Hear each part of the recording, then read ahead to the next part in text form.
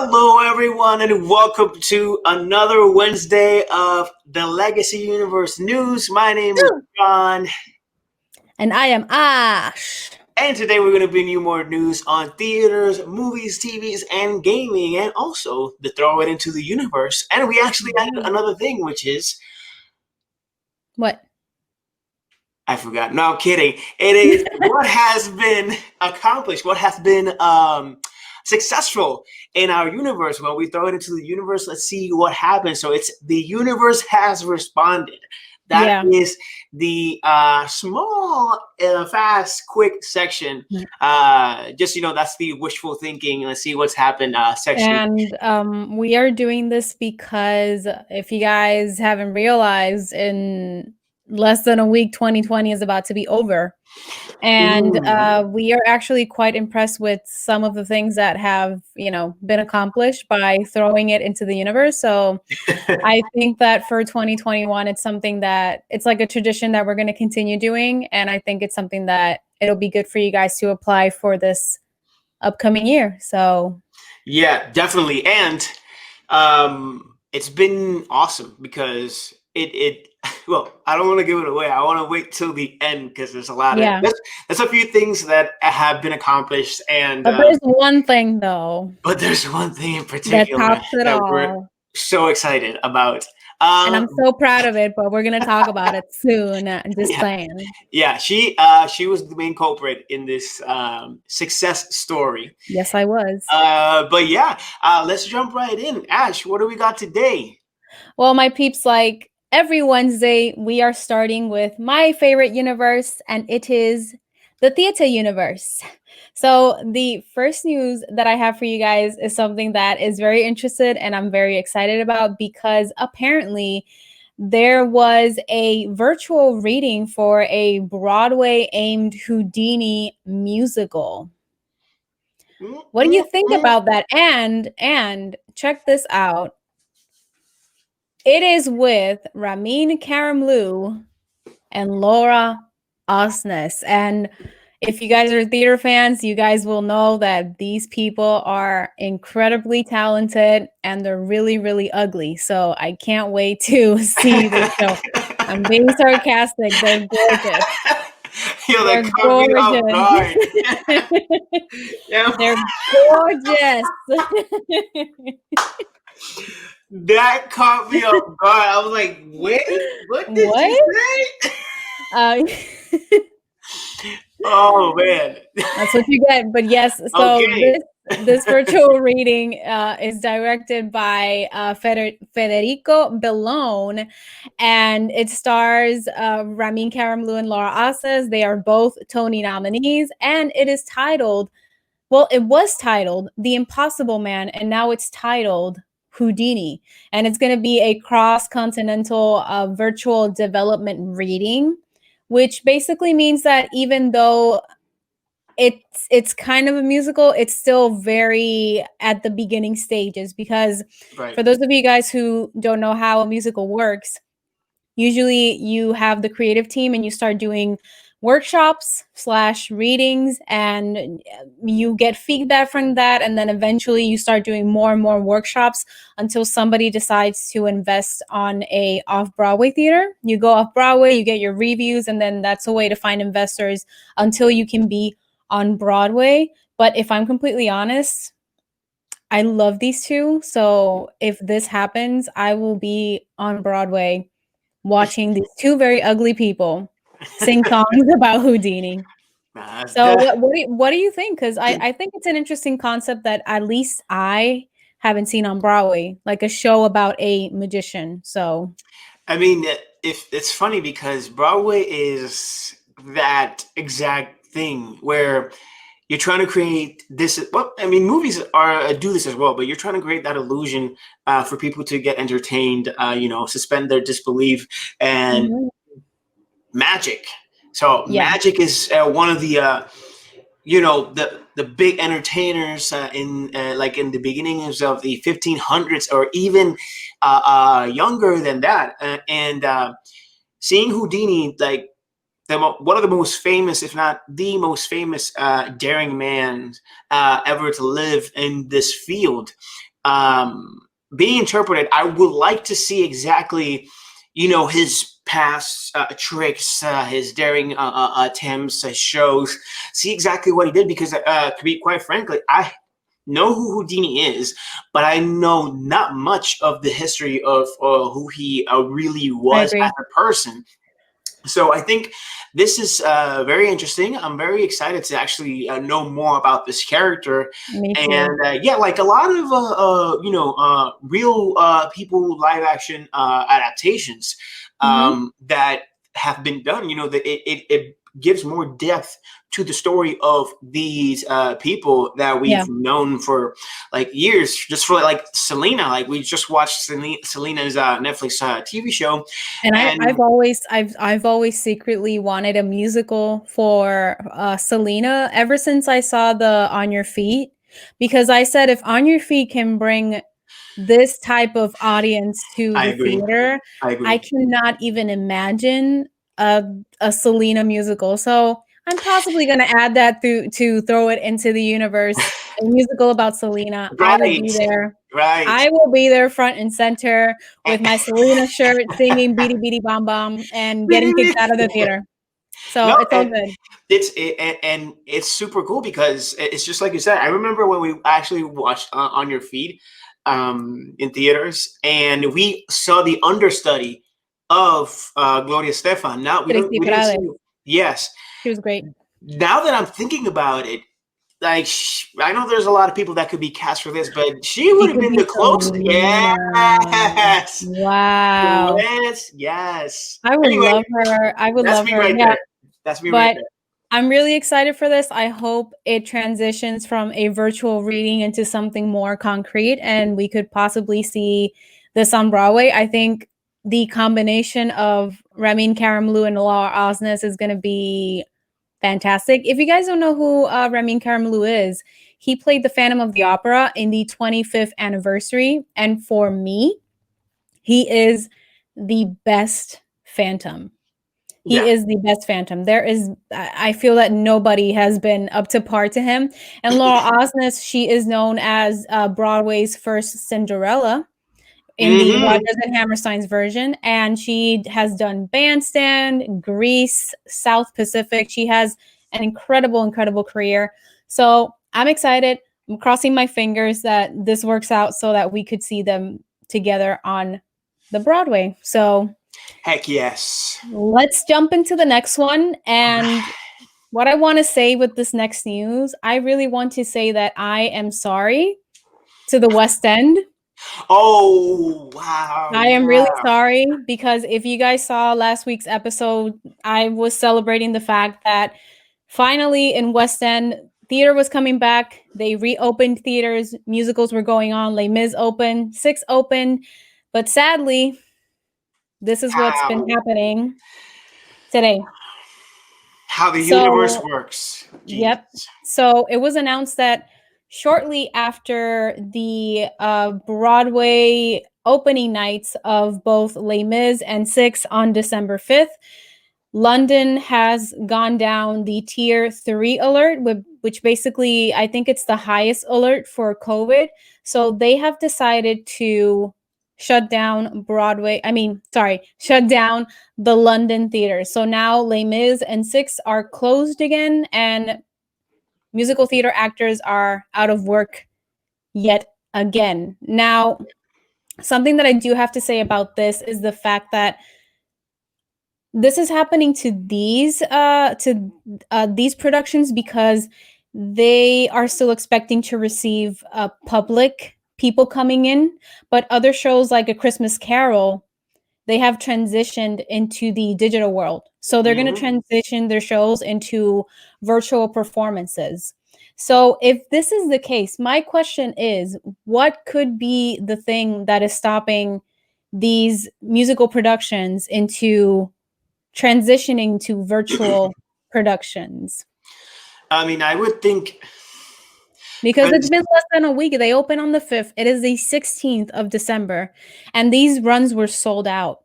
They were sold out. And now they just announced that London is in tier 3. So no more theater. I think I think it's because the government didn't give the green light themselves to actually open up the theaters. I was talking Uh, about that last week. Yep, you're it right.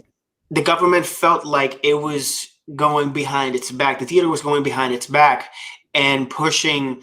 We're going to do this anyway because we're in need of work. Mhm. People also want to see this, so it was looking like a hazardous action where cases already spiked and there's already a lockdown Mhm. curfew over there, and them doing this felt like a slap in the face and disrespecting and disobeying an order from the government. It's like, and I understand why they wanted to reopen these theaters. Like it could happen here, and we were talking about why doesn't the U.S. like try and do a very thought out protocol and good safety measures for us to go into the theaters, and the theaters are actually I think we know why. I think now we know why. yeah. So it's I think it's that, and it's not that you're not going to sell. You're probably not going to sell the same way you expect when Full House is there, but you need Mhm. some space. Close environments also are a thing because a sneeze from the back of the seat could catch you if you're not wearing a mask. And so Exactly. there's a lot of variables, and not everybody. Here's the thing: not every single person in this world is respecting the fact that there is a I virus. agree. I agree. Not putting the mask. Now, we're going to talk about this earlier. Like Tom Cruise, like snapped at Mission Impossible 7's crew, I film think crew, you mean because of it. I think you mean later, but you Yeah, said okay, earlier. yeah, later. Sorry, later.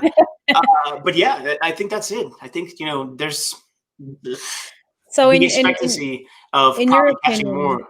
Uh-huh. do you think, because I'm just thinking that after all of the things that they went through, like for Mhm. example, recreating the seats in the theater, putting hand sanitizers, putting safety protocols into the theater, which must have cost so much money, because I know that at least in Cameron Macintosh, in his case, he's the creator of Les Mis. He did it all by himself, so he did not go to the government for any type of support. So you have this guy who is basically putting his money into all of these safety protocols. They're successful at opening a theater, and in less than what, 1 week, 2 weeks, it's closed. After they've had another sold out run, do you think it was a bad choice to make? On his part, Yeah, due to the consequences that's been happening with COVID uh, and the cold coming back, which is one of the biggest factors. I think on his part, it was fantastic that he did this, the action of Mhm. trying to go through safety measures to attempt and open the theater in a safe way. Yeah. Now, how safe were those measures? We don't know. That Mhm. might have been one of the reasons why it also got shut down. But he went behind the government's back in opening these theaters. That's why it only lasted a week, probably. Mhm. Or while it was open, somebody catched the virus and is not delivered. It's not being I said agree. And these because performers, they don't wear masks on stage. that's the That's thing. another Like thing. they That's are another not thing. wearing masks outside. This is not the same protocol that a film production houses are following. It is Mhm. completely different. It is Yeah.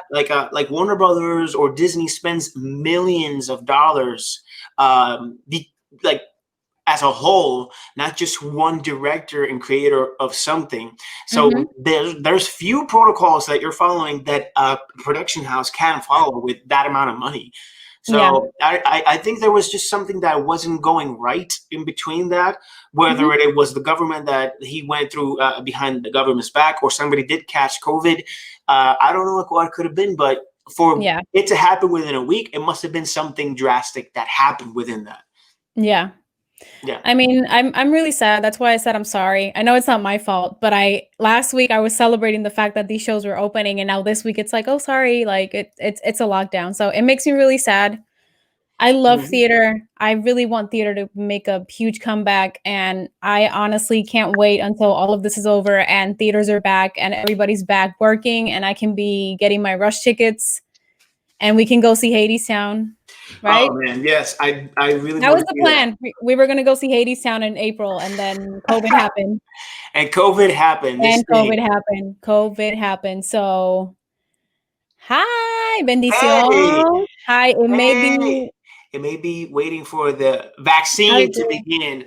That's another Okay, thing. that's Yep, another that's thing. another thing. We gotta wait. But here's the thing about the vaccine. There's so much misinformation that people they don't want to take the vaccine. That's another whole thing that's happening because social media has become so toxic in terms of misinformation and spreading fake news. So that's something that worries me. People are putting the misinformation first instead of actually going and taking the vaccine and being responsible, because just because you take the vaccine, it doesn't mean that you cannot you can't, you don't have to wear your mask. You still have to wear the mask. That's Yep, like a thing. exactly. So there's a lot going on. I'm really sorry for all of these Broadway actors, West End actors, uh, Bendición.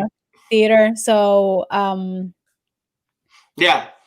anything else that you would like to add No, for this sad news? I guess that's also something that they should be waiting on, like the vaccine. So we don't know, but you still have to wear the mask because vaccine also has some side effects. But the side effects are pretty much created for your antibody to actually produce what it needs in order to protect yourself from it. Nelson dice, yo me la voy a poner esta nana. He's gonna put it up into his butt. Muy bien, Nelson. Yep, Muy bien. yep. Eso, Good eso on está you. Good bueno. on you. Yes. So, okay, guys, I'm gonna move to the spotlight of the week. I am going to take over for a little bit. Hello, how is everybody doing today? Spotlight of the week. I'm very excited because the spotlight of this week is Netflix The Prom. I'm going to put a picture for you guys so you guys can see it. We saw this film on Friday. No, we saw this film on Saturday. It came out on Friday.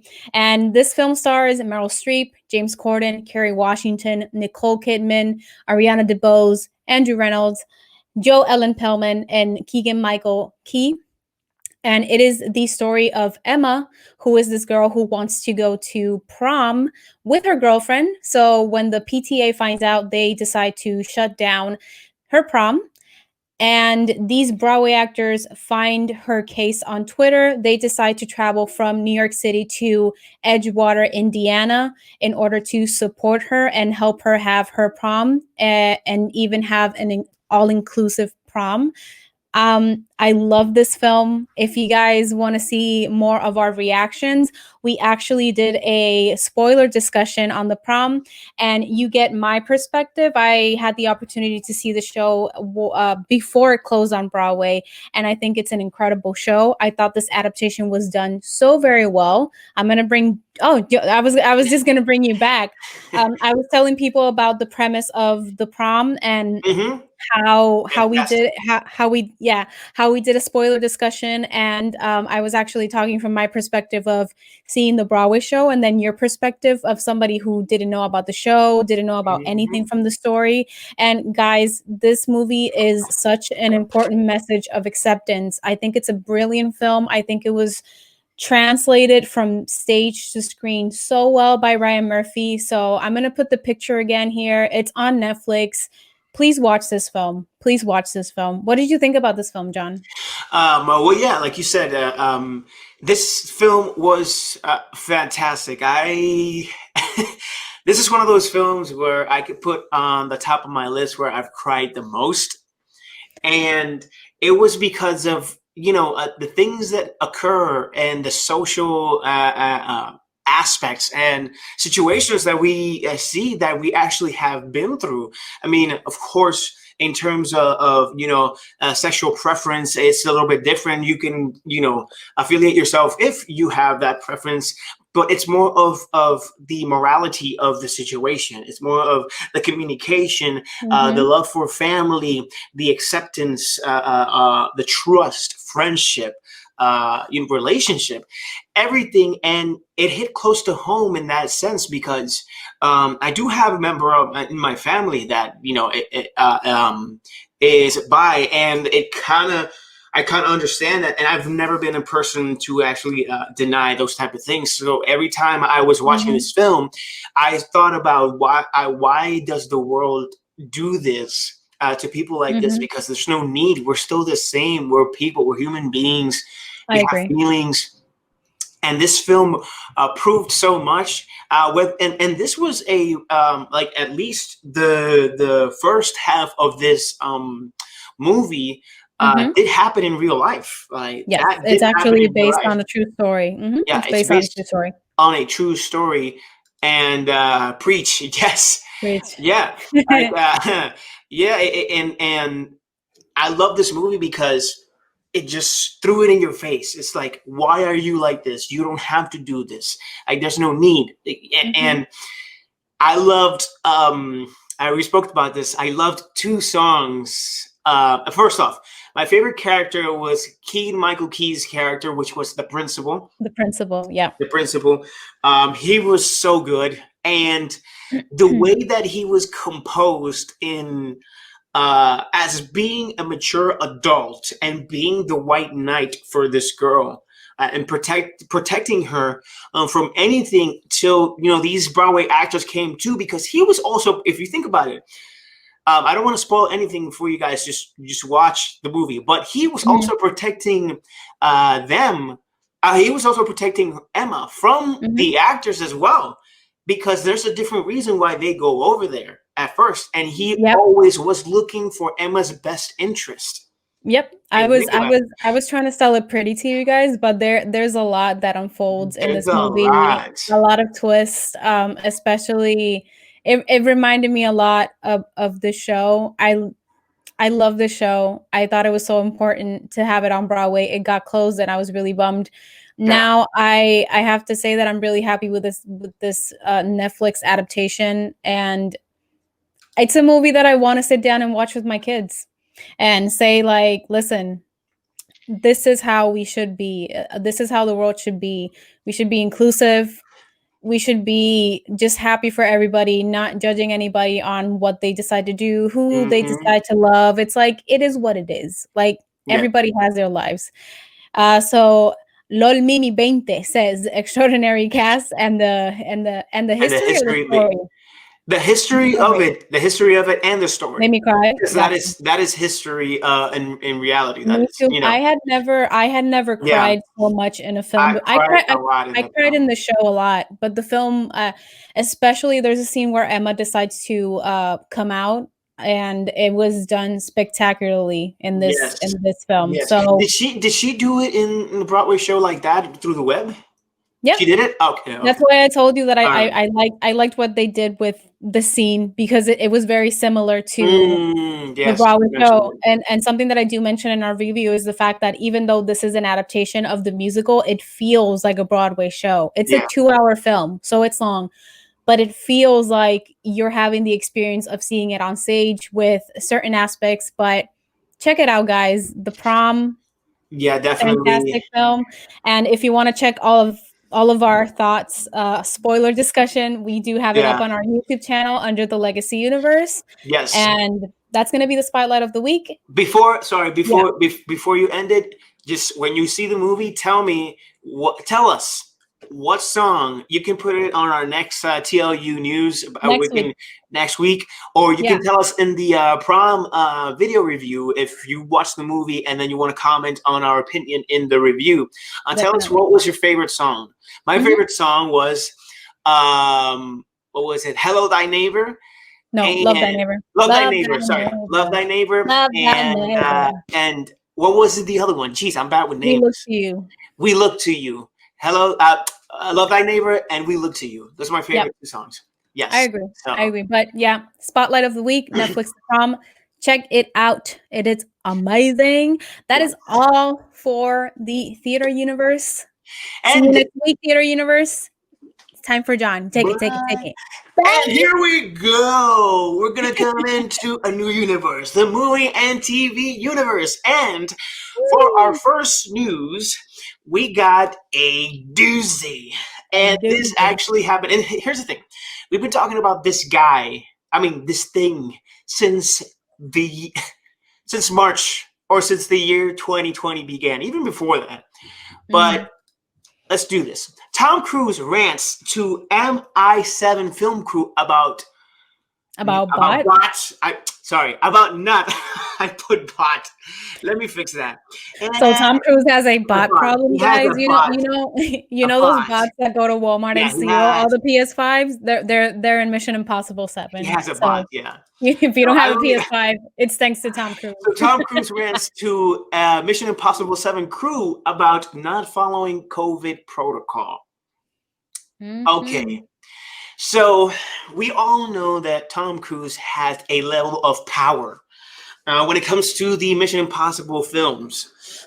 Now, this happened the other day recently. Like Tom Cruise ranted to his crew that he's tired of people not following protocol, and this production actually had to be put on hold, I believe, twice. And that's Mhm. already millions of dollars, thousands of, if not millions of dollars, that you are losing because this production is held and it's not out to actually, produce the money and income that you need in order for for everybody to succeed, the production house and all that. And Mhm. Tom has invested a lot of money and time, and he was ranting and he was complaining about because of you or because of you guys, You're not following um, protocols. because of you not following protocol, there's a lot of people that can't pay for their houses, can't pay for their homes, for food, and you're screwing everything up.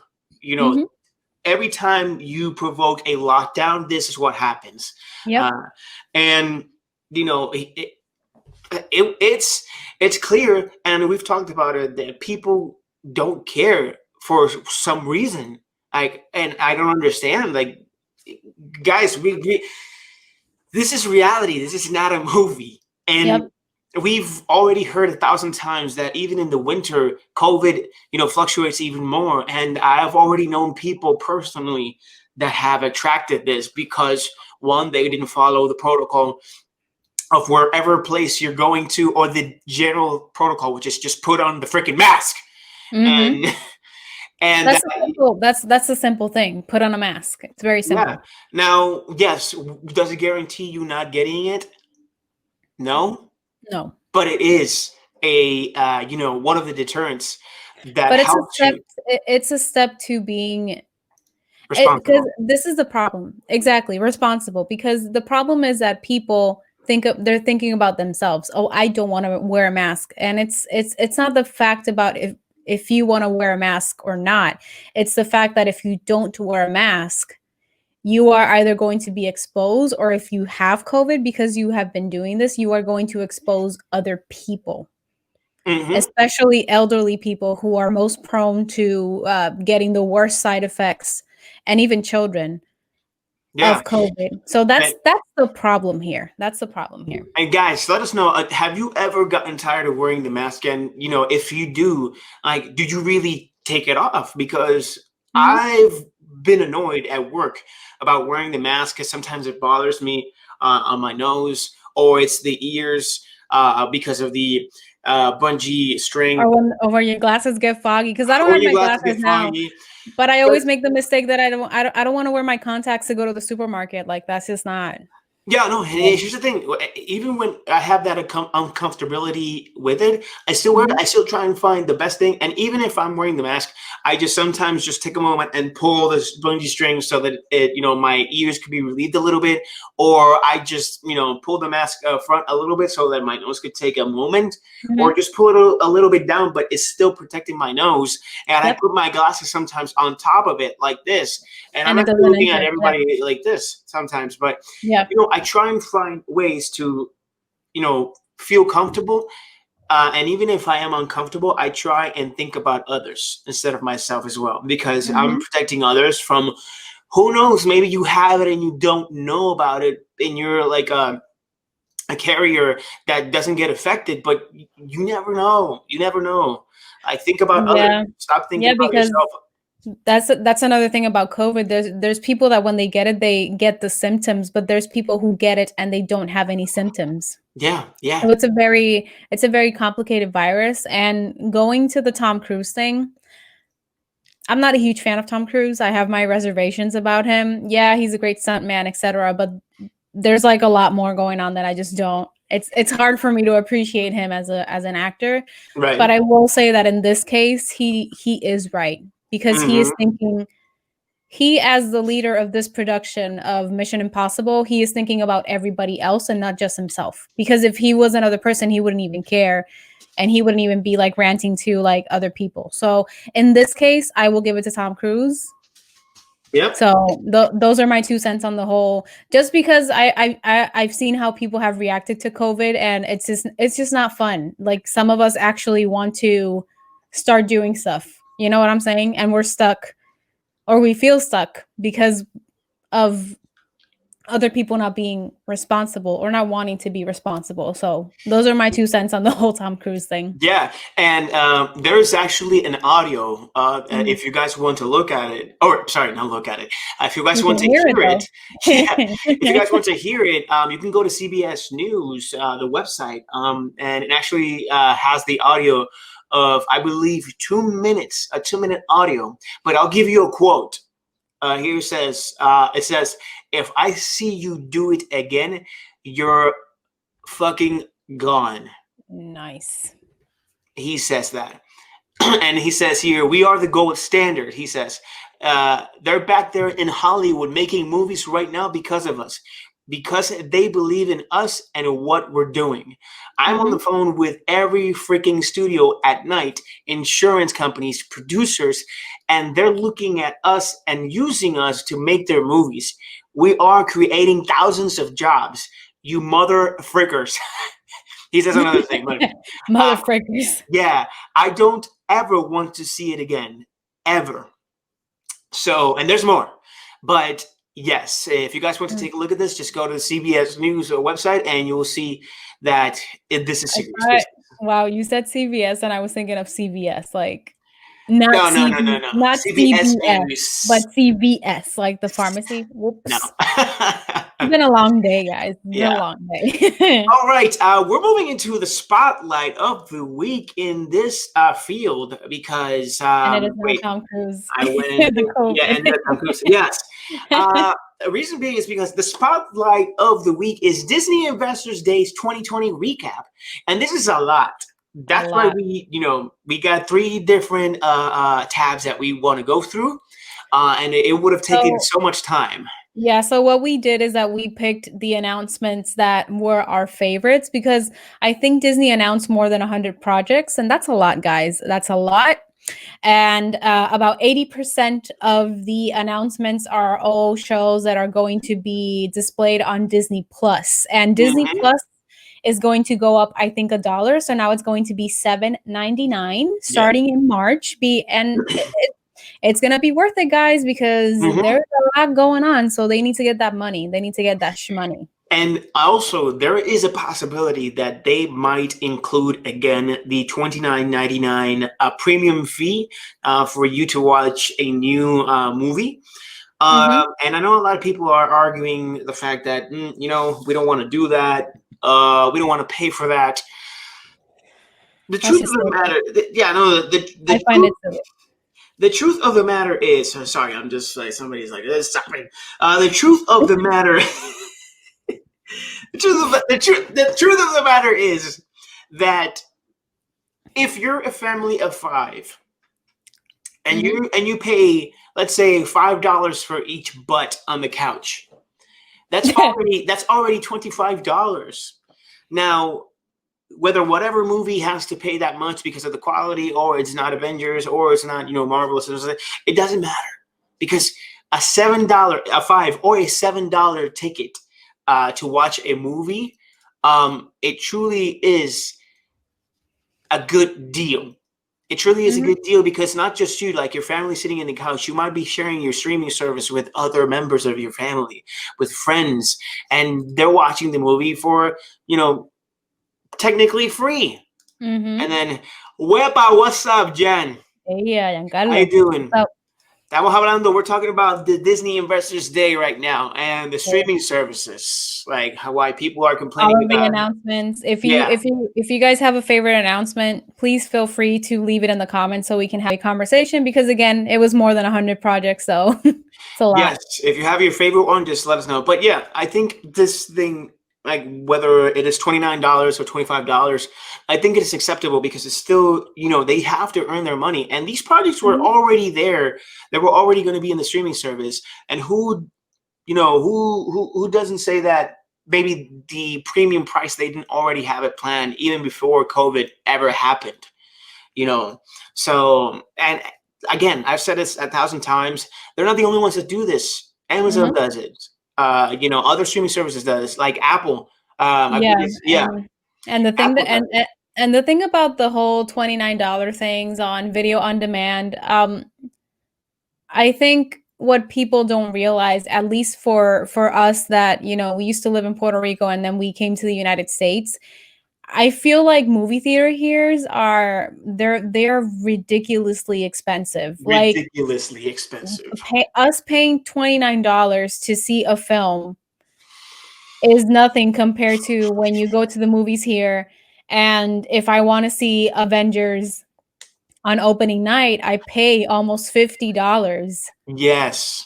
And that's not including that's including 2 tickets to the film. That's not including food, beverage, and like any other snack that we want. So if I end up getting all of that stuff, I'm probably paying to $60 to $80 depending on what we get. I think we did pay those just to see Avengers.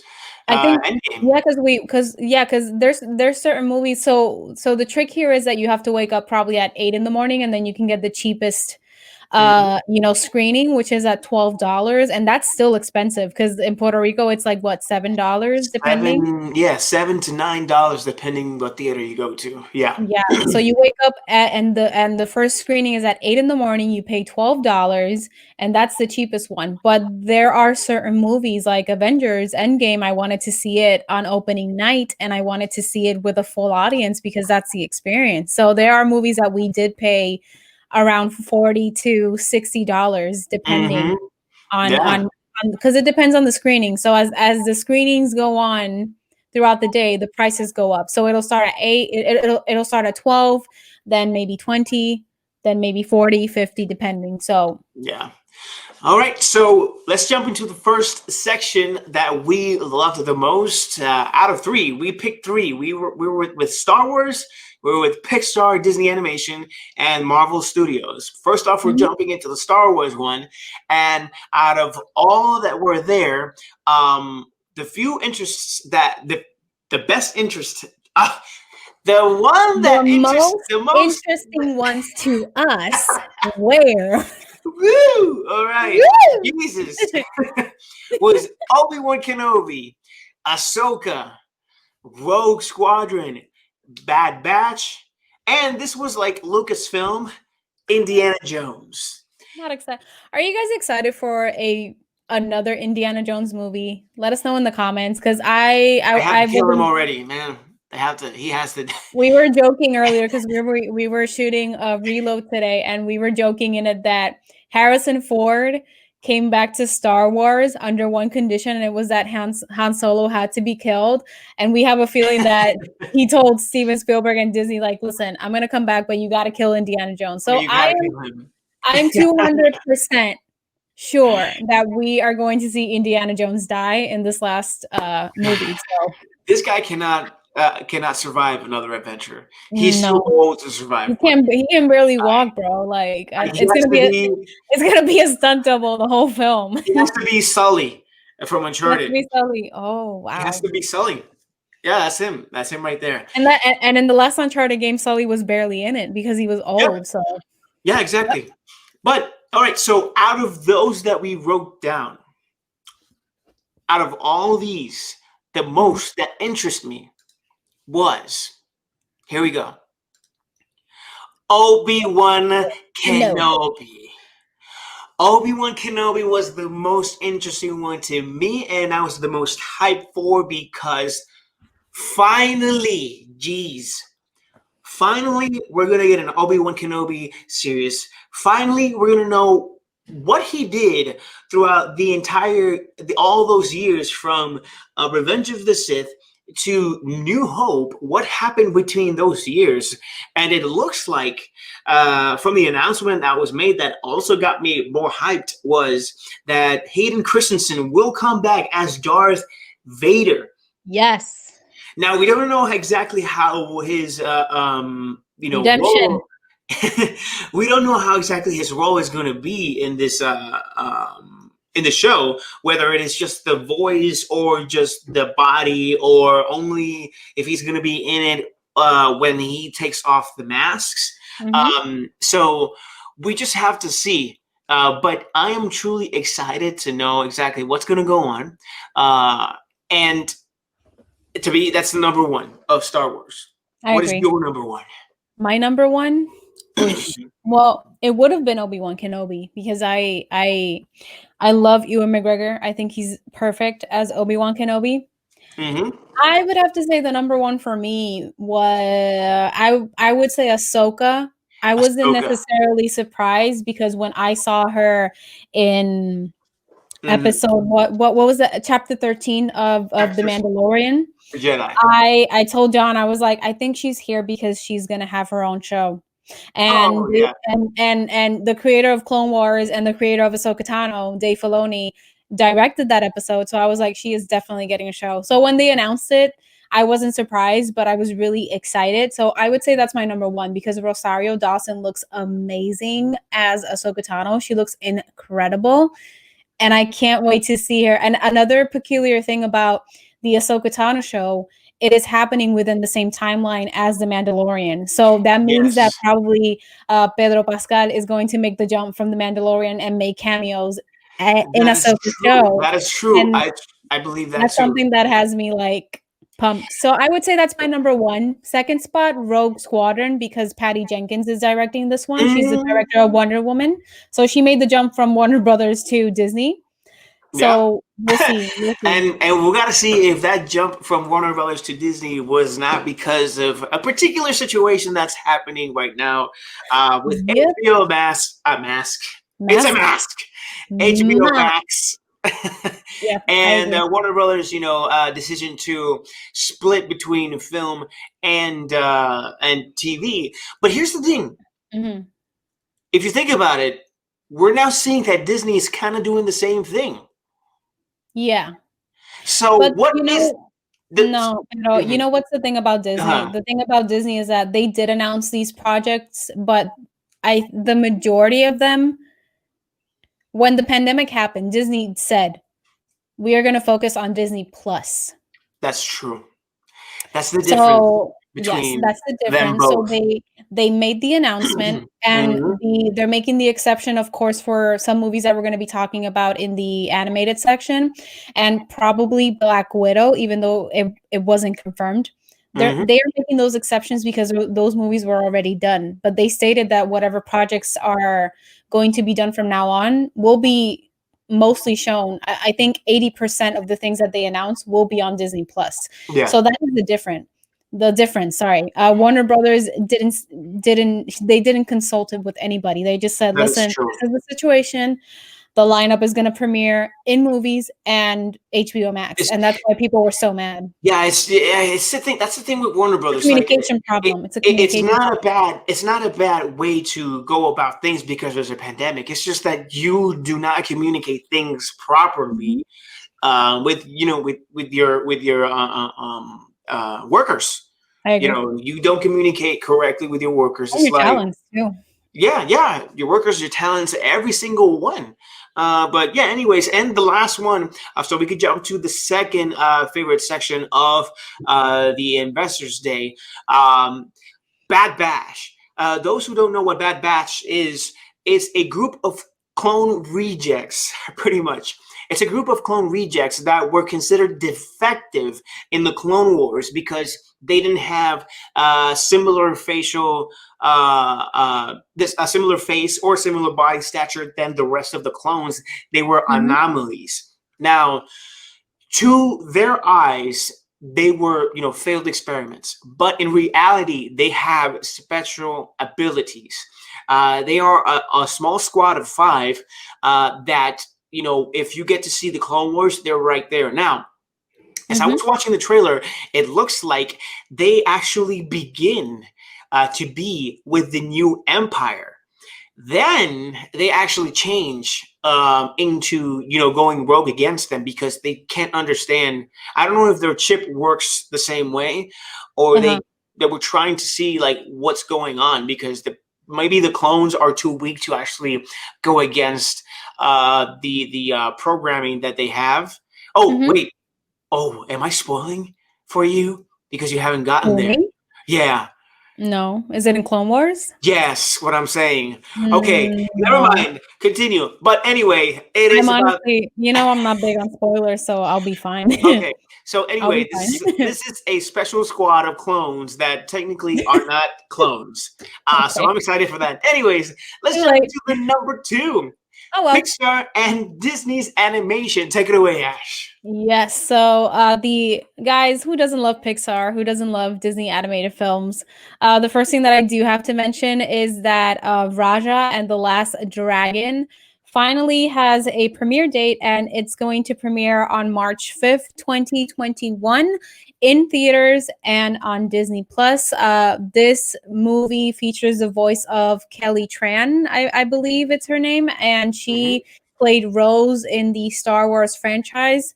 I'm really gunning for her. I hope that this is her redemption, because she had a very tough time when she was, involved in the Star Wars franchise. Yeah. So this movie looks really, really cool. There is a possibility that they're going to do the same experiment that they did with Mulan. So this is going to be a video on demand thing on Disney Plus, and you'll probably have to pay maybe $30 or a little bit more to see this film.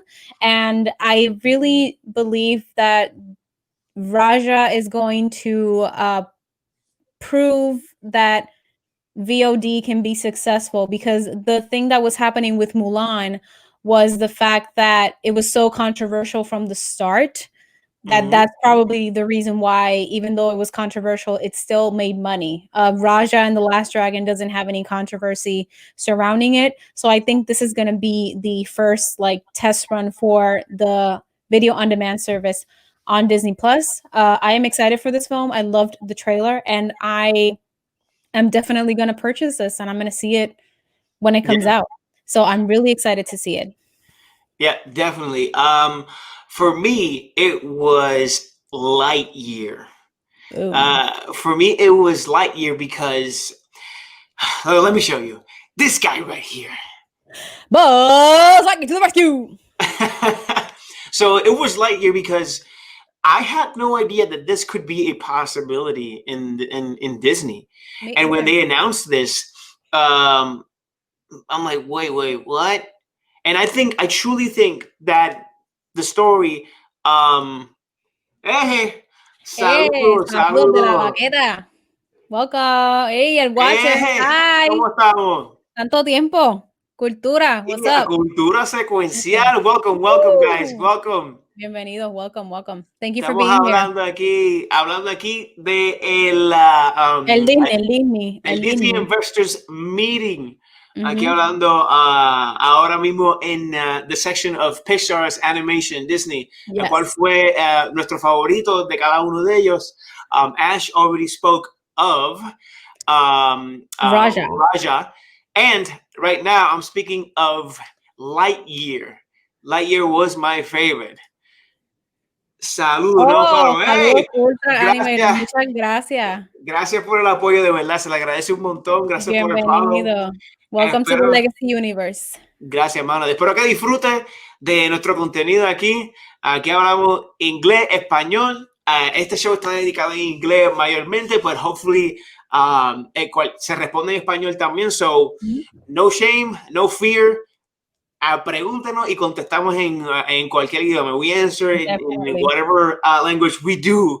No, we don't know Mandarin or others or Russian. No. So you can teach us. But thank you, man. Thank you. We appreciate it. Thank you. De verdad.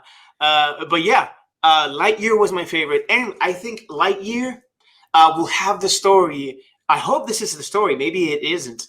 But Lightyear probably is the story of an actual person that comes from outer space, came to Earth, and met someone that he felt close to, and formed a bond or relationship, and then he had to leave, and Buzz actually told the story to this person, and this person decided to create a TV show based off of him, and then created toys. So because of this person that truly existed, that would be amazing, man. I Because think that's gonna add Buzz Lightyear toy based on a true story of an actual Buzz from a different planet. That's gonna add such an amazing human element. Like, it's gonna humanize the Toy Story franchise, and that to me is mind blowing, because it was like you said. I was surprised too when I saw the picture, and I don't know if you're gonna mention it, but Chris Evans is actually doing the voice of Buzz Lightyear. Captain America is the voice of Buzz Lightyear, bro. I can picture him doing that, so I'm excited. America. But for me, I wasn't expecting it to be like an origin story / prequel kind of thing. So I was like, that's crazy. Maybe like Buzz Lightyear was probably a real person, and he drew inspiration for the toy. So what if he's not named Buzz Lightyear? Yeah, I say Lightyear, but it's Lightyear. Lightyear. It's Lightyear. Siempre he dicho Lightyear. So Dios mío. But I'm really excited too for this. I think it's a movie. Is it a movie or a show? I think it's a movie. It's a film. I think it's a film. Let's investigate that one more time, because I got it right here. Okay. We're looking. All the more. There's a lot of things, guys. There's a lot of things that they announced, like 100 projects, as we said at the beginning. But we couldn't pick all of them because it's impossible. It's too much. It's too much. Let's see. There's a Baymax show that I remember. Corella. Let's see. Man, why can't I find this? ¿Quién lo encuentra primero? Lo encuentras tú primero. Maybe you'll find it first. Okay. Let's go. I'm looking. I'm right here. Please. You found it? You found it? Wait. What? No. See, I found it. It's a film. Okay, it's a film. Yes! Dang. Okay, you found it. It's a film. Yeah, pero brutal. Eso está muy ready. That's excellent. But yeah, and we got one more. Encanto. Mira, I'm so excited for this film. Mira eso. Encanto, and it has music by Lin-Manuel Miranda, el boricua que se la está comiendo en la China. He is amazing. If you guys don't know who he is, he's an amazing Broadway composer. He was the creator of Hamilton. He's been in Mary Poppins. He wrote the songs for Moana. And I just found out today, I'm so excited about this, that it's going to have the same director as Frozen and Frozen 2. Yes. Jennifer Lee, I think it's her name, and she is incredible. Guys, I didn't know this, and I'm so sorry. Before we continue, thank you for joining us. Gracias por entrar aquí a nosotros. Thank you for coming in. Gracias por estar con nosotros. My name is John. This is my wife Ash. This is my wife Ash. No, because I was doing this, and this is my wife Ash. Right here. This is my wife Ash. And nosotros damos noticias here. We give news about theater, films, gaming, de todo. We give news about everything. And we stream Mondays and Saturdays, and today, Wednesdays. So stick around. Gracias por estar con nosotros. If you like our content, just follow us and you have more. Welcome to the Legacy Universe. And welcome to the Legacy Universe. Ooh. And jumping back to Encanto, what I was going to say, guys, if you haven't seen the behind the scenes of Frozen, go to Disney Plus. Go to Disney Plus and look at the behind the scenes of Frozen 2, and you'll see how hard it is to work on an animated film, and how many people have to work on one animated film. And in just 15 seconds of a scene, there's one person alone working on 15 to 20 seconds of an animated scene.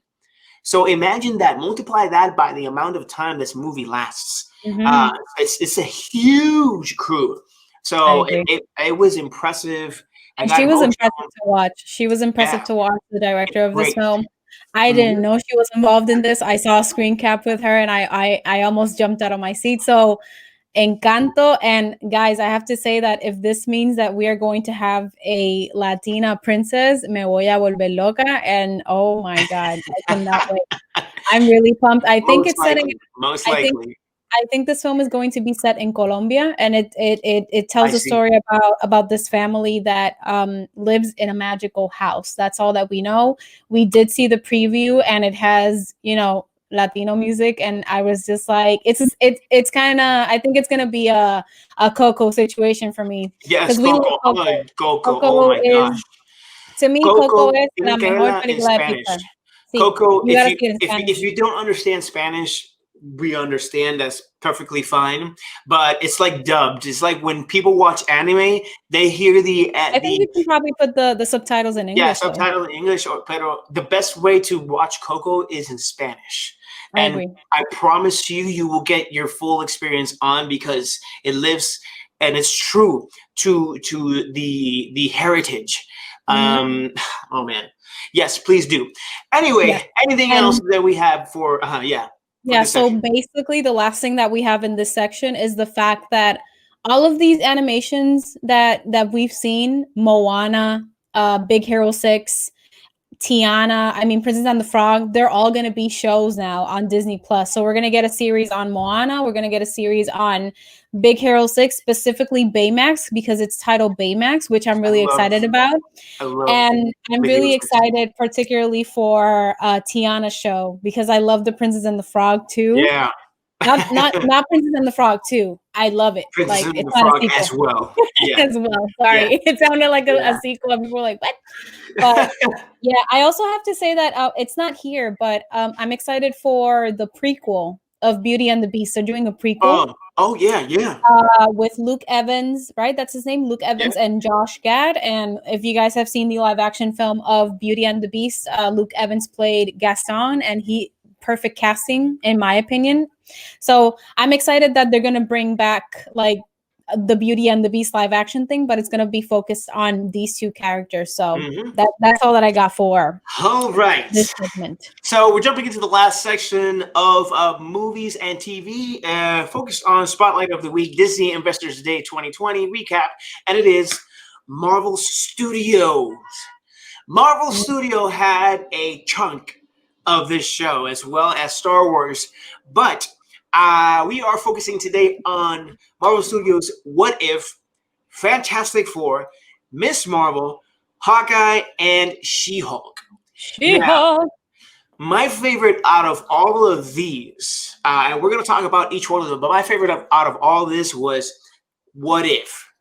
Marvel's What If, ladies and It gentlemen. looks spectacular. And I saw the trailer for this thing, and it is intense. It is great. It is animated. It is free to do whatever it wants.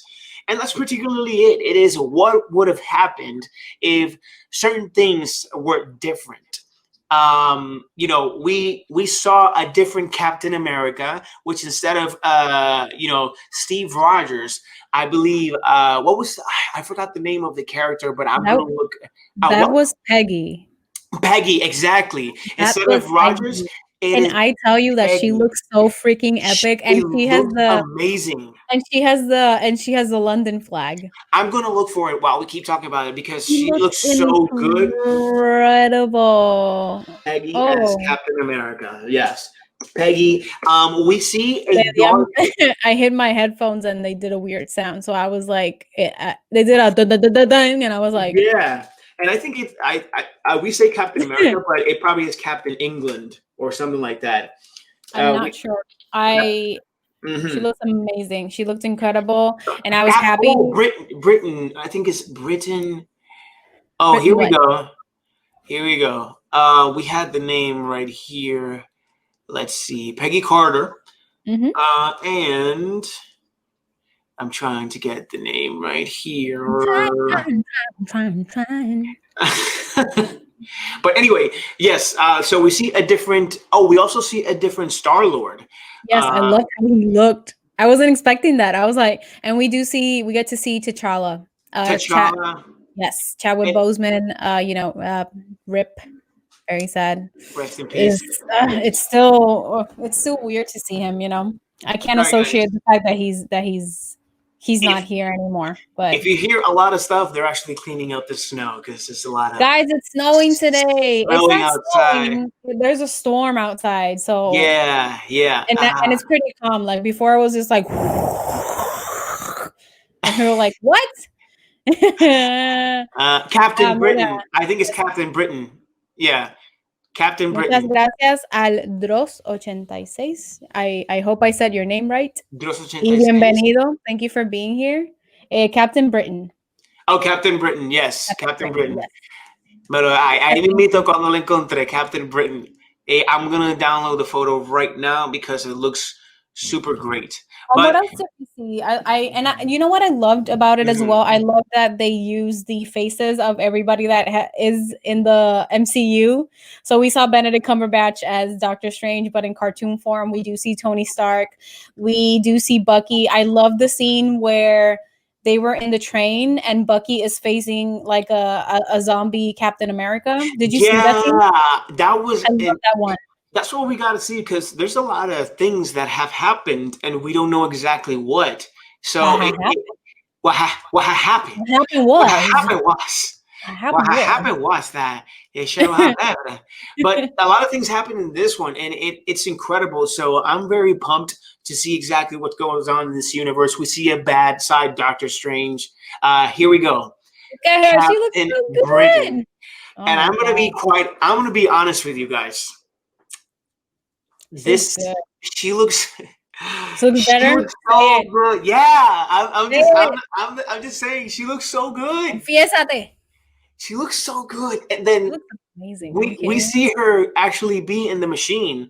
Captain America was supposed to be in it with the spirit. I saw that. That's why I saw that, and I was like, "It's the female Captain America." Yeah, so it's amazing, guys. So yes, so that's my favorite. What if? Ash, what is yours? You know what? I'm going to go with Fantastic Four, even though I haven't seen anything, just because, wait, hear me out. Just because I just feel that even though I'm pumped for Marvel and all of the projects, I just feel that what they brought out was basically them saying, we know that you guys have heard rumors. This is us confirming all of the rumors. So I was actually not as surprised with the whole Marvel announcements. I think I was more pumped and surprised for the Star Wars because I really had no idea of certain shows that they were going to do.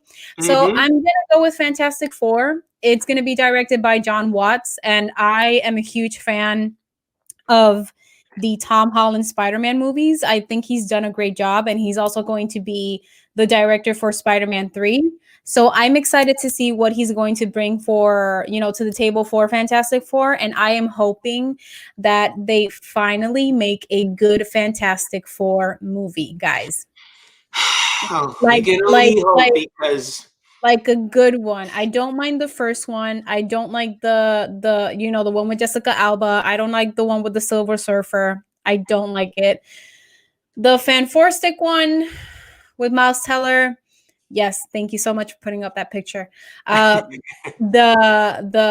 even the logo looks good. Like it looks like the classic touch to of the Fantastic Four. So I'm excited. I love John Watts. I love what he's done with Spider-Man. If he gives it a more like adult approach, I think it'll be equally as great. And I did hear a rumor that the actor who played the Red Ranger in the Power Rangers reboot and the actor who plays Billy in Stranger Things, I think it's Dacon Montgomery. I think that's his name. I heard that he is in talks to play Johnny Storm / the Human Torch. And I know that there has been a strong, fan casting for John Krasinski and Emily Blunt to be in this film. We just have to see what approach they're going to give the Fantastic Four, because if you guys have noticed, they are casting actors that are really, really young, because I think they're trying to start the Young Avengers kind of thing. So yeah, and that's a really big deal for them, apparently, like going young and then trying to do, and I understand the fact that they're trying to go young because they want this universe to last, live action, as long as it can. And in order for that to happen, you need to have a Mhm. young cast. Yep. Now, the young cast as they began was in, the Fantastic Four, the Mhm. the reboot that they did afterwards with this guy, Miles Teller, Yes. and it kind of flopped. It kind of flopped, and it was I It's don't like what know. Was it's it like bad? what Was it it's that like bad? it's like what como dijo el Watcher, like, it was a good cast. I think the script was bad, and I think the reshoots also failed this movie because you could clearly see that the reshoots that were done were not added in order to help the story in any way, shape, or form. You know Mhm. what I'm saying? They were just added because it was like a last minute thing, and you could tell. So I think that's the biggest problem of the film. On top of that, it had the Fantastic Four slapped on it, so it was gonna get, it was Yeah. getting hate from the moment the cast was announced. So Yeah. Anyway, I don't know. um, those are our favorites, but we also got here Miss Marvel. It is Kamala Khan, ladies and gentlemen. She It's looks Kamala so Khan. cute. She looks Kamala Khan. cute. I like her. I like Yes. her a lot. So we're getting our Middle Eastern superhero, Inhuman, actually. Finally. Um, she is a Inhuman. Like there's different. Sorry, I said Inhuman. It's a Inhuman. There's a couple of stories that we see that they're taking different routes because in the video game we see that the Inhumans in the Marvel's Avengers game we see that the Inhumans are born based off the accident that happened in A-Day, Mhm. but also in the show Inhumans themselves are superpowered people that live on the moon. So let's see what origin and what they choose to do with Kamala Khan in this one, and Mhm. hopefully it is one that serves justice to this character, her Yeah. heritage, her people, and she is one of the few young Avengers Yes. because she becomes a young Avenger. It is Miles Morales as well. We got Squirrel Mhm. Girl. We got America Chavez She's casted and too. Did you know that? America Chavez. Mhm. Yes, she is. Oh my She's coming. gosh! She's coming. Yep. Oh my gosh! And All right, Ironheart too. There's another one. There's another series called Ironheart Ironheart. that's coming. And it's Ironheart, like the girl, very the Iron Man girl. yeah. Oh, And I love the fact that it's getting so diverse. It was time. It was yeah, time. So I'm and excited. I'm th- excited.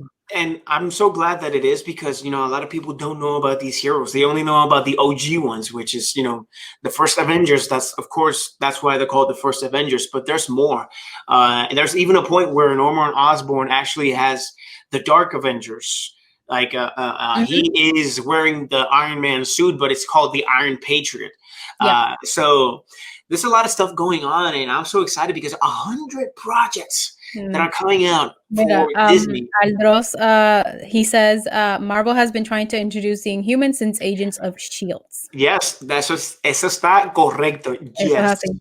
it's Eso es así. and it's. I hope everything turns out correcto, mano. Aldous, Yeah. like I'm really excited for the time It's we're like a living new in. phase. Okay, mira, the thing is that I even though I really love the whole Avengers experience, I've been waiting for a time where we start to see more diversity on screen with these superheroes, and now we're getting a lot of Mhm. Latino superheroes. Like we saw what happened with Miles Morales in Into the Spider-Verse, and then the PS4/PS5 game that was Yeah, incredible. I loved that game. I love Miles Morales.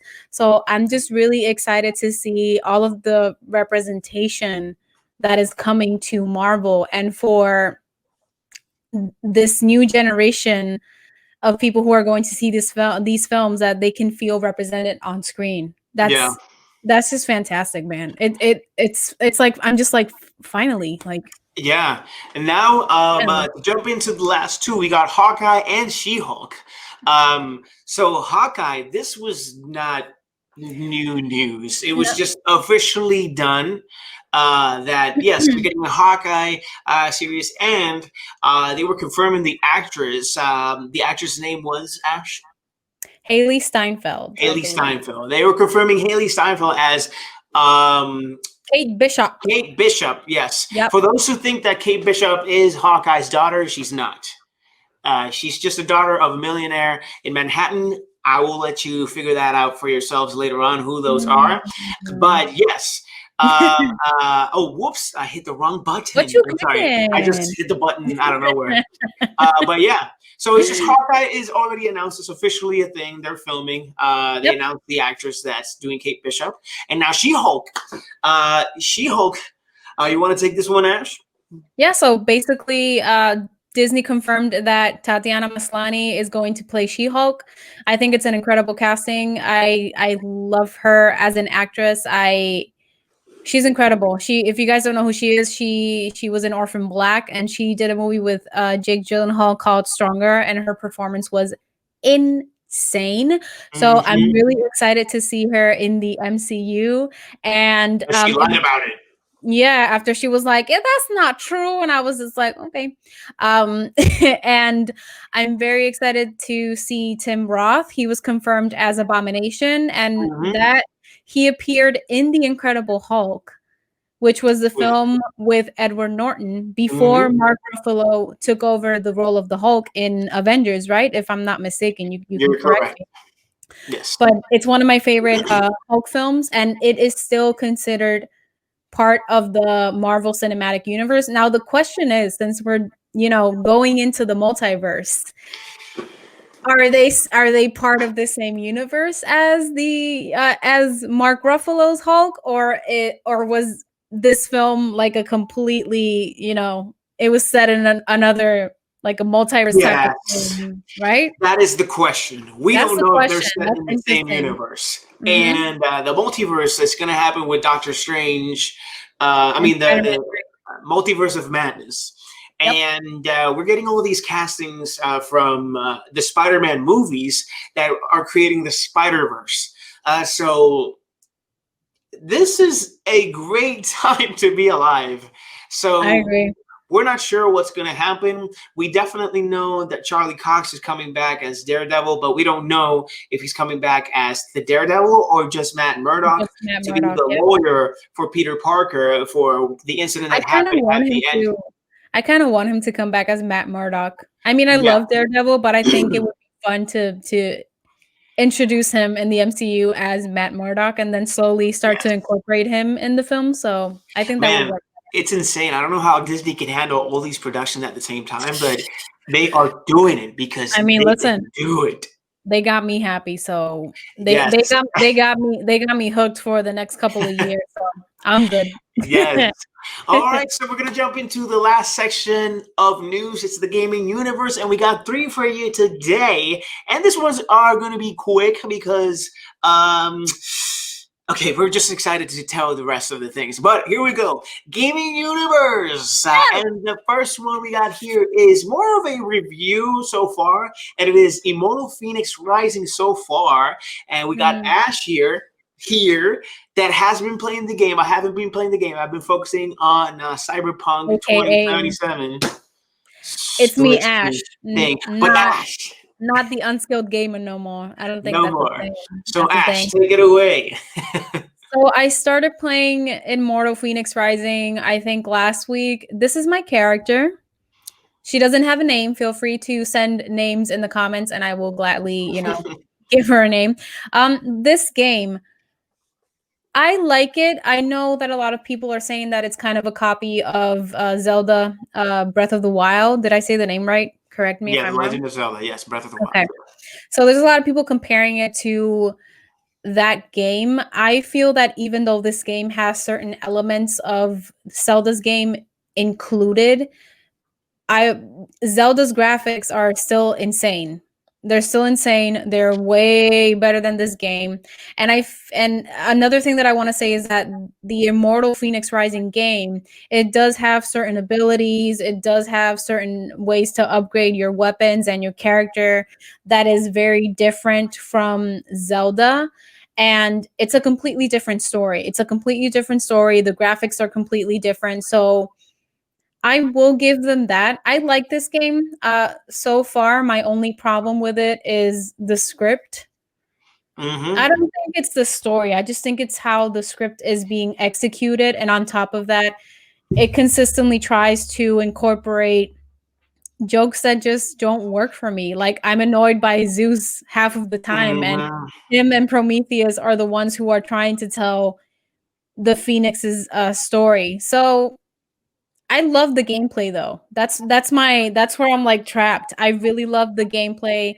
I love how it feels. I love the customization of the character. I love the fighting. I'm playing at like a normal level, and it's really hard. The monsters are really hard to defeat.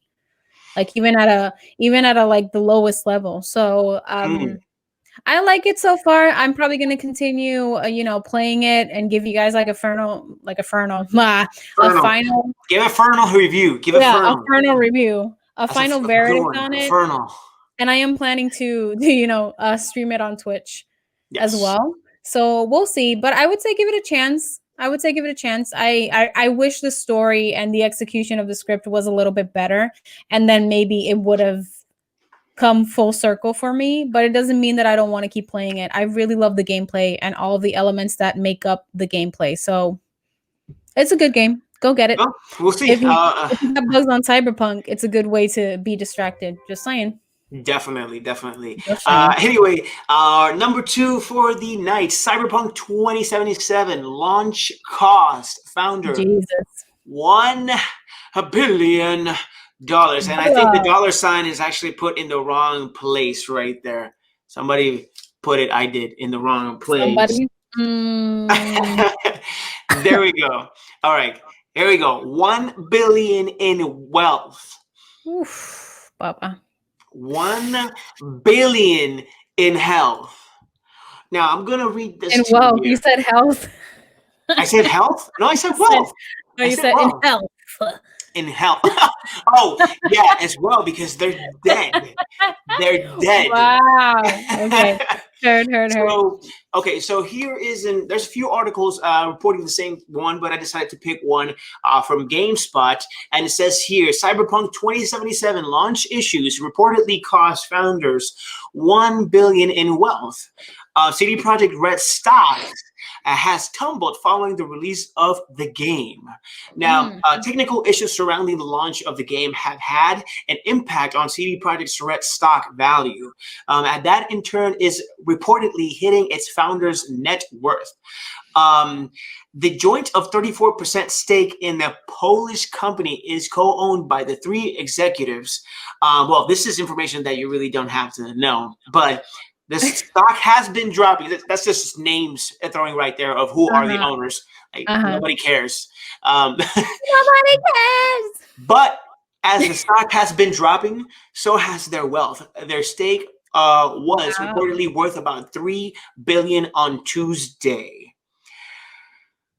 Wow. Okay. Average analysis forecast for 12 months sales dropped from 30 million copies before the release to 25.6 million copies now. I have a strong opinion about this, pero... Wow. Okay. So Cyberpunk 2077. The problem that's going around this game, and I know, there's a lot of people covering this topic, and I'm pretty sure everybody's like bored about hearing about 2077 already. 1, this game was delayed a few times. Yeah.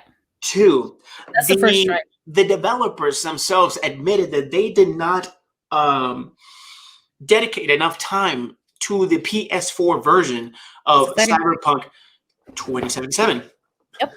The 3rd, even for the PS5 version, there are still a few kinks here and there that are dropping outside of the frames, the glitches, and all that.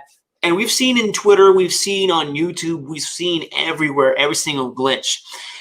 My personal experience, my glitch has been at the beginning of the Nomad selection, after you finish your training.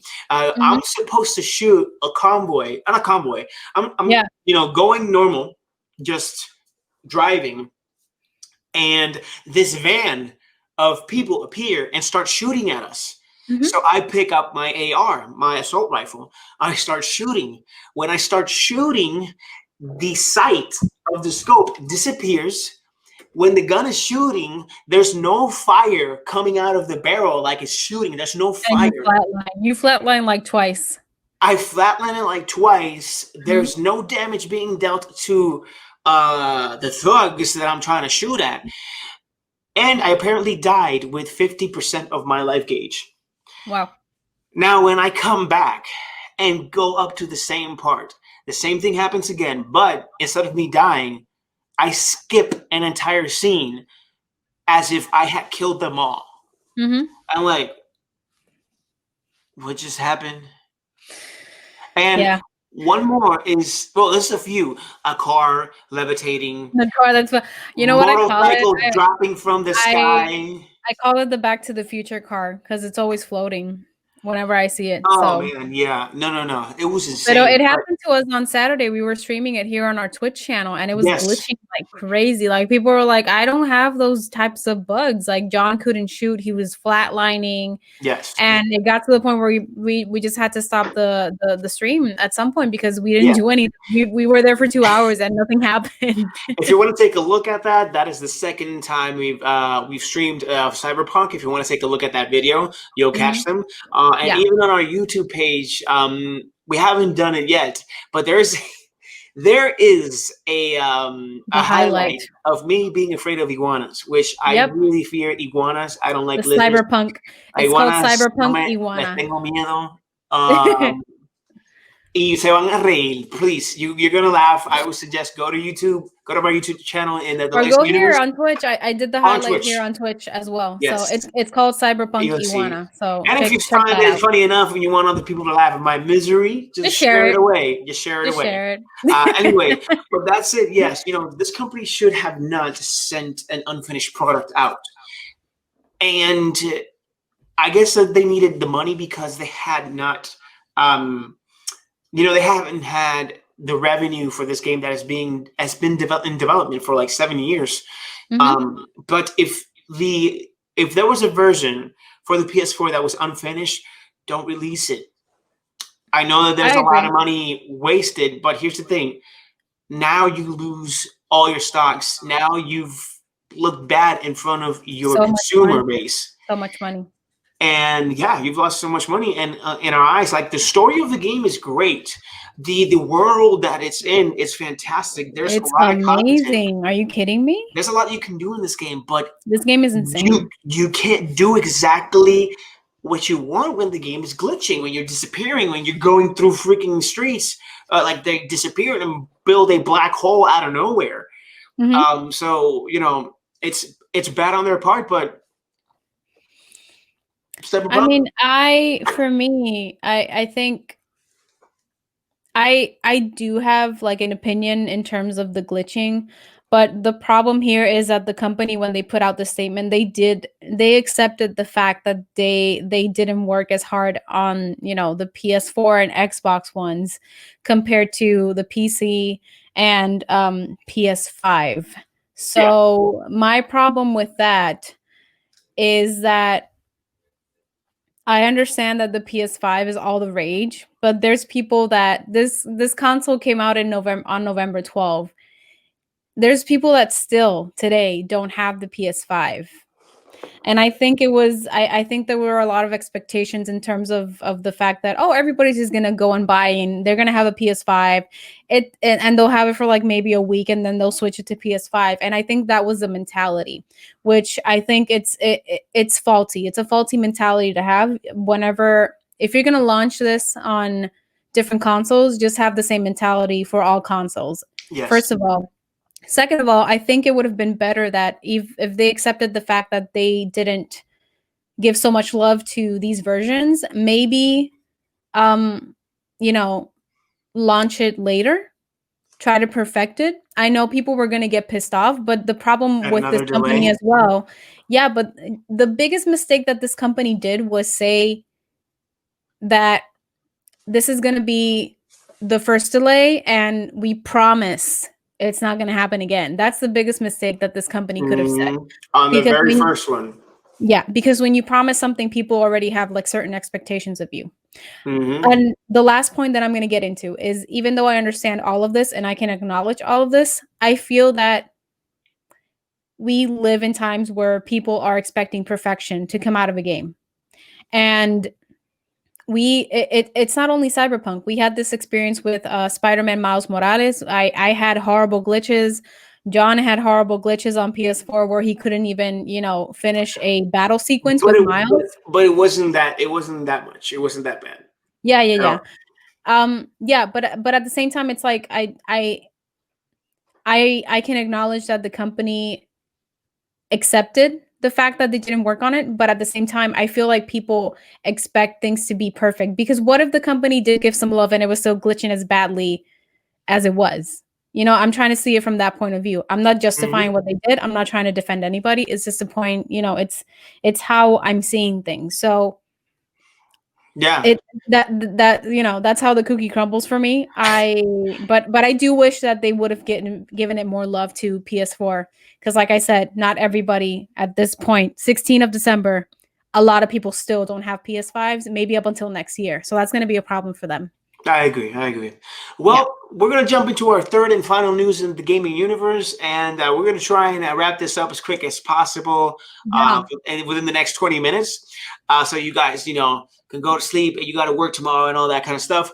But we got here, the spotlight of the week is the Game Awards 2020 winners. Now, here's the thing. With this, there's also more controversy that has come to light. Yeah. And this controversy, I'm going to be honest with you, I don't get it. I don't get why the controversy for this Game Awards, but I'll tell you this. It's like you said once, negative news travels faster than positive news. Because there's a thing like bad publicity being also good publicity. It is true. But we're just going to dive into the first winners. Yeah, I mean, I think we should just say who won and then... Yeah. So here we go. Let the Last of Us Part 2 was Game of the Year winner, as we predicted it would be, and we completely agreed. We completely agreed with it. It also... Did you throw that into the universe? I think I did. I think you did. I did? I think I did. Yeah. Okay. I think I did. Can you add it there right below? We're gonna do that. I mean, I'm not sure if you added it, but I think we'll see. Anyway, it also let's just leave it as a side note for now, just in case. It also won Best Direction, Best Narrative, Audio Design, Action Adventure, and Performance by Laura Bailey, who played Abby in the game. So we won 1, 2, 3, 4, 5, 6 awards. Laura Bailey deserved it. Laura Bailey deserved it. 6 awards. Now the next winners, we got also Final Fantasy VII for Best Score and Sound, an RPG. Hades for Best Indie Game and Action Game, and Among Us for Best Multiplayer Game and Mobile. Now, Among Us came out of nowhere. Among Us was a game that was like... I hear Among Us. I think Amonga, como una monga. Amonga? Yeah, that's how it sounds to me. Amonga.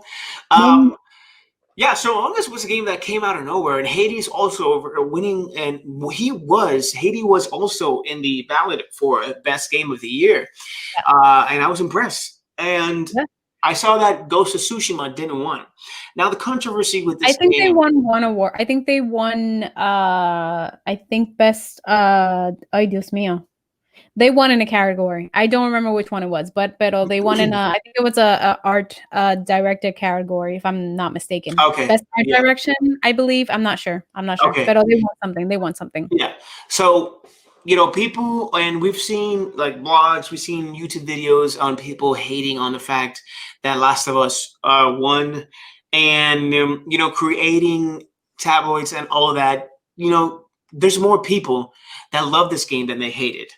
Because also this was a voted awards, so the people voted.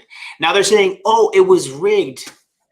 Yeah, I have. You can't win with these people. You can't win. It's like, hello. Yeah, I've talked about this before, but I have yet to meet somebody that doesn't like The Last of Us Part 2 in our circle, in our circle. Here's the thing.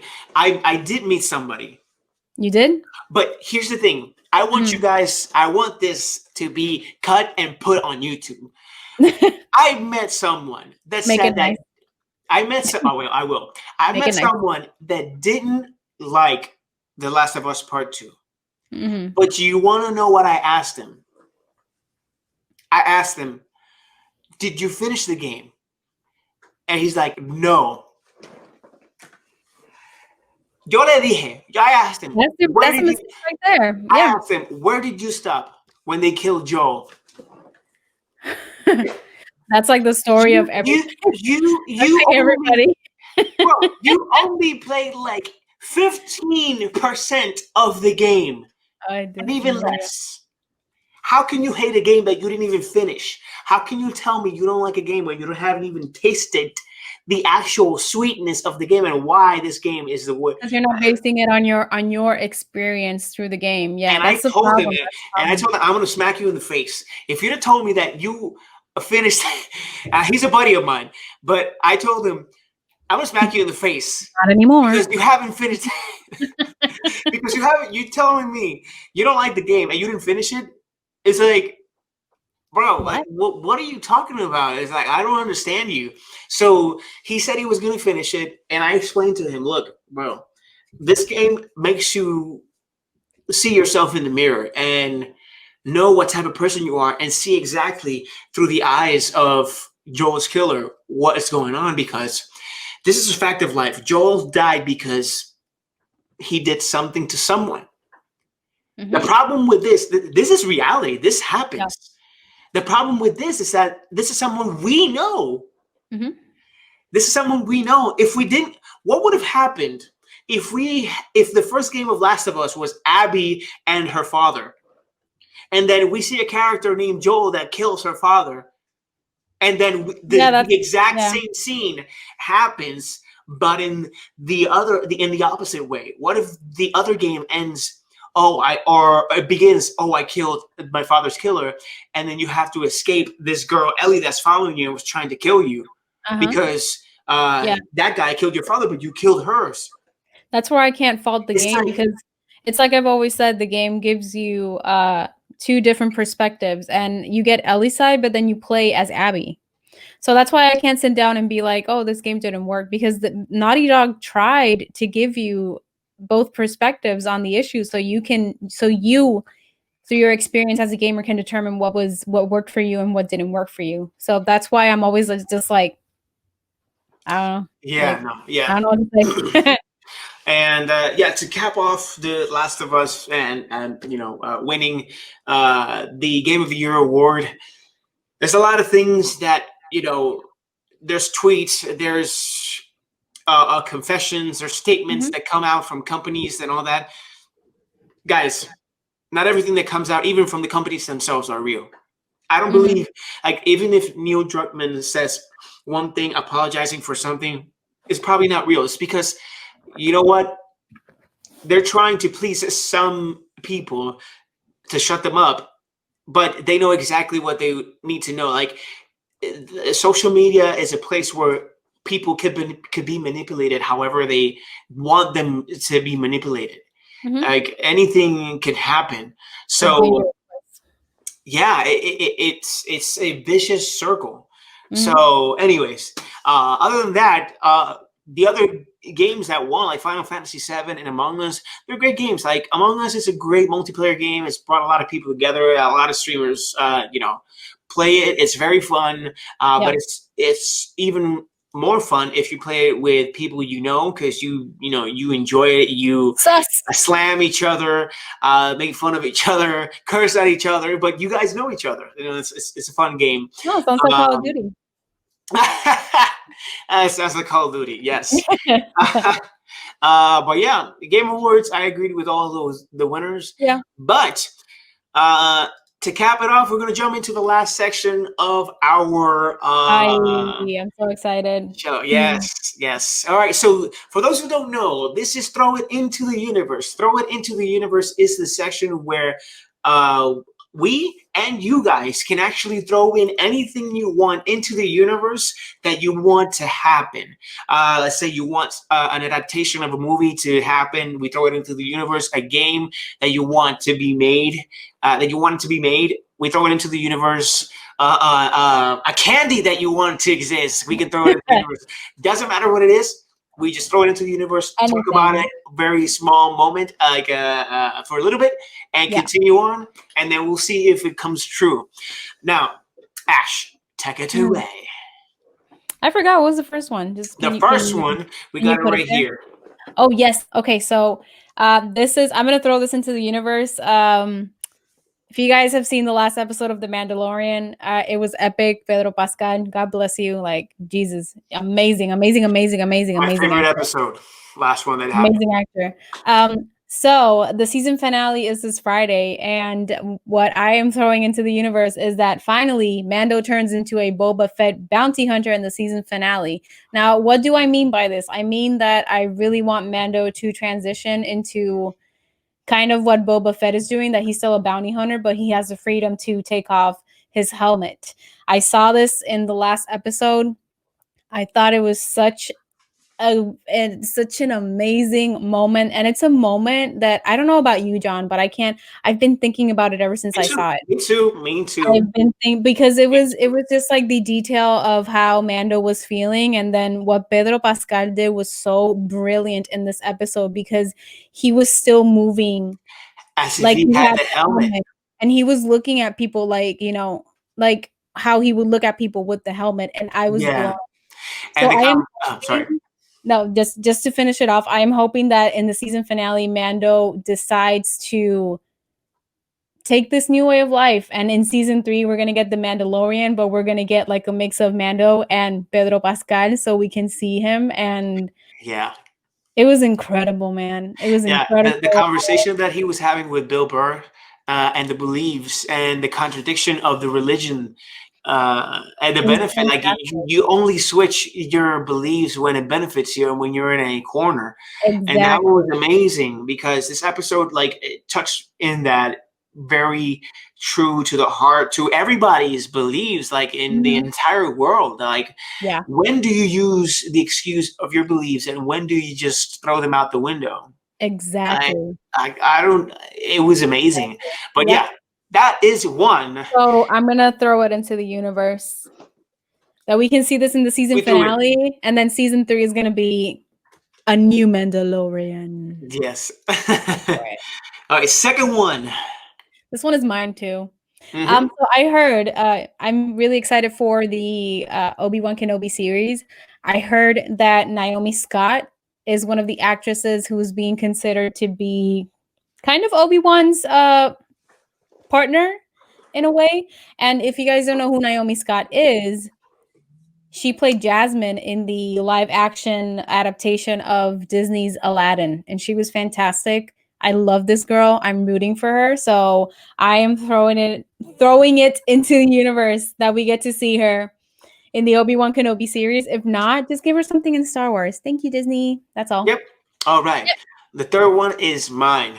A Mandalorian or Underworld Star Wars game. Oosh. I really want something different.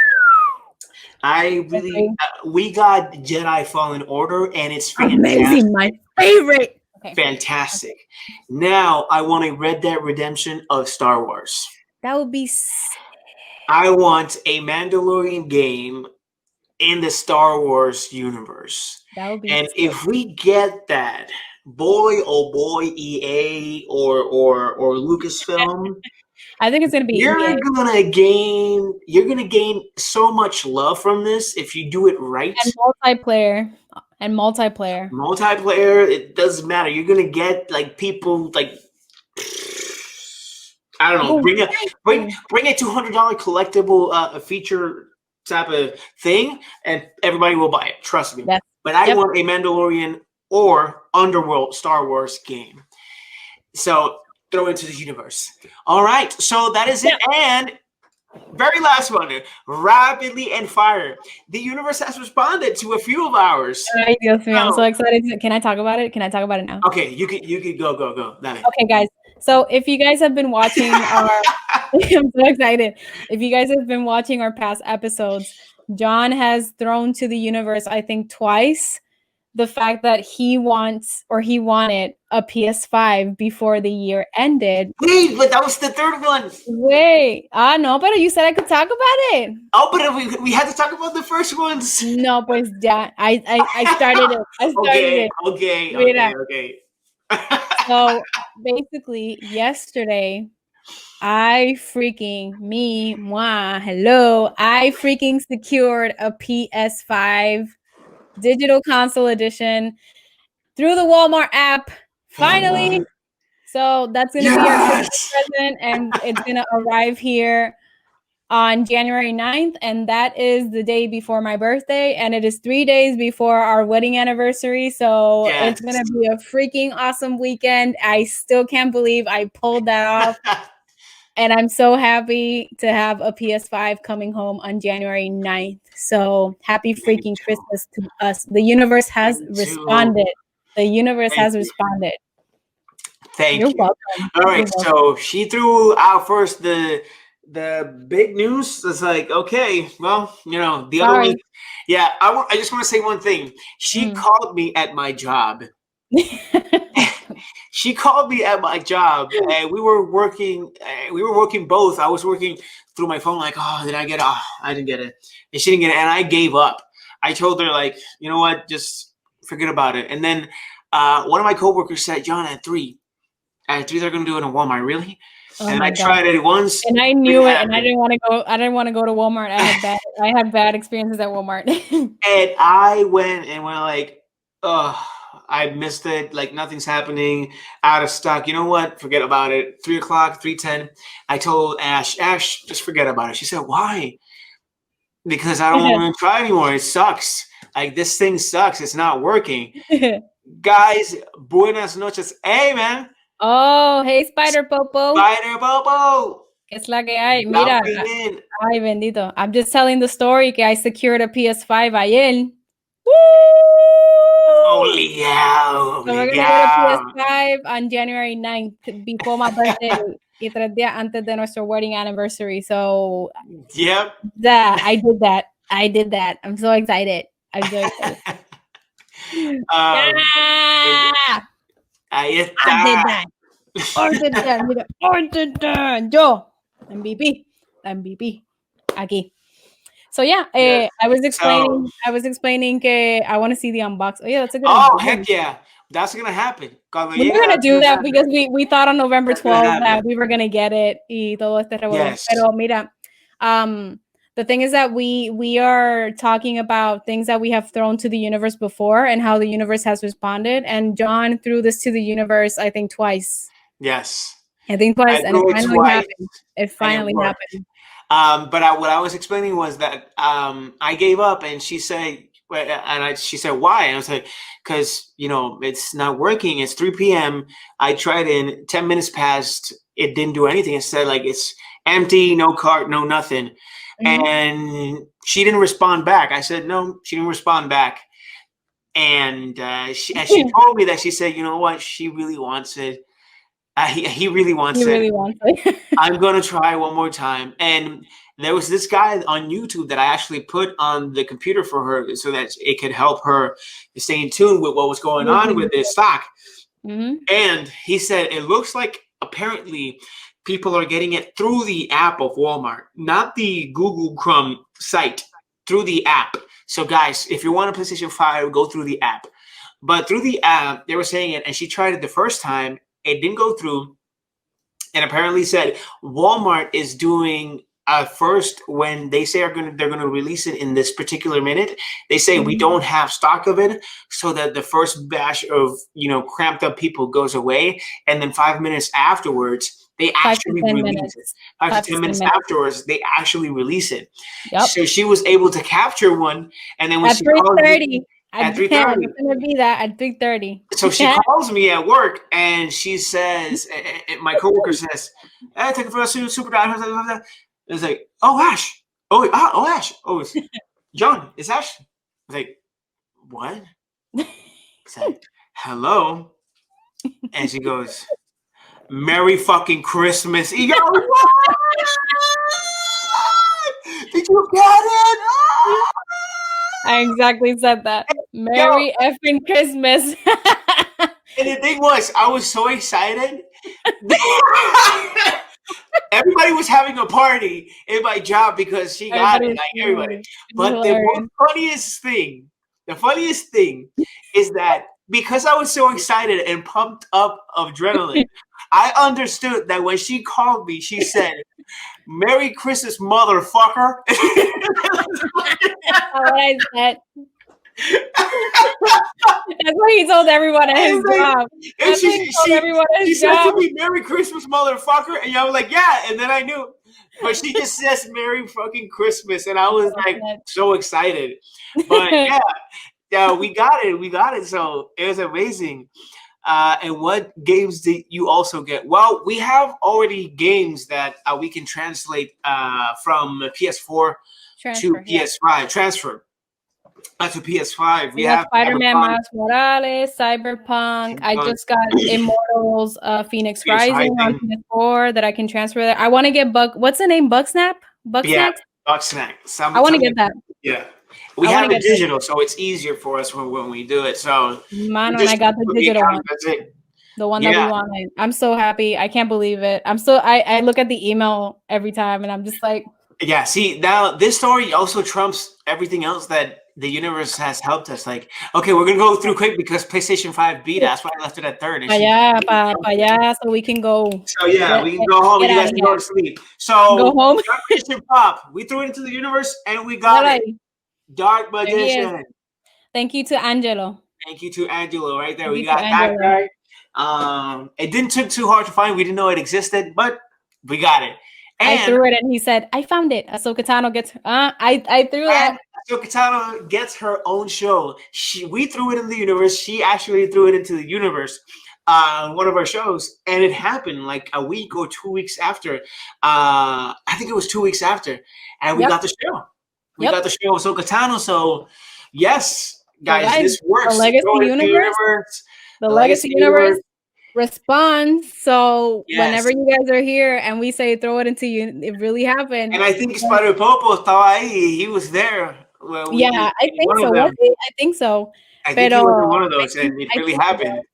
Pero mira, like whenever we say throw it into the universe, please, you can write in the comments whatever you want to be thrown into the universe, and we will throw it in the universe for you. Throw it, and we will talk about it no matter what. We got a PS5, guys. Like yes. Before the year ended, like literally 2 weeks before the year, or a week before the year ended. That is crazy. Yeah. So, do you want to end it, or you want me to end it? Yeah. I mean, this is going to be all for TLU news today, Wednesday. It is snowing outside. There's a snowstorm. It's going crazy. We only have 1 week left for, until 2020 ends. Thank you for being here with us. And thank you to all of our new followers that have joined our universe. Thank you so much. We are so appreciative of your support. We love doing this. We love talking about news and just having a conversation with you guys about it. So thank you for being here. Hope that you guys are doing well and stay safe. Don't forget that you can follow us on Facebook, Instagram, and YouTube under The Legacy Universe. We talked about the Prom. We talked about Mandalorian, episode 6 and 7. And we are about to do a discussion video on Selena the series. That's all going to be on our YouTube channel under The Legacy Universe. And don't forget that on Friday, los viernes, we are live under PR Comic Con's official Facebook page with Reload. Here we do a weekly recap of all of the latest news in gaming, movies, TV shows, and other stuff in Spanish. Así que todos los viernes a las 8 p.m. a través de la página oficial del Puerto Rico Comic Con, Facebook y YouTube. Next week we are actually going to have our last show of 2020, and then we're also going to be on the Geek Weekend Pod. So stay tuned for next week. We're going to have. And what time is that one? I forgot. El Geek Weekend Pod. I think it's going to be at 8. Depends. 8 At p.m. 8 p.m. 8 p.m. Yes. Really? Sí. Oh, okay. Yes. I was about to put it on. I'm like, oh, I didn't know the time. Oh, yeah. no. So next week we are gonna have a doble tanda con el Corillo de Puerto Rico Comic Con. So yeah, it's gonna be great. Thank you guys for being here. For real, we love doing this. So thank you for joining us. And whatever you guys want, throw it into the universe, and the universe will respond to you. So always, guys. Thank you, Spider. Thank you, Spider Popo. Hope you rest as well. You too. Muchas felicidades. Happy holidays. Have a great night. And we will see you guys around. Bye, guys.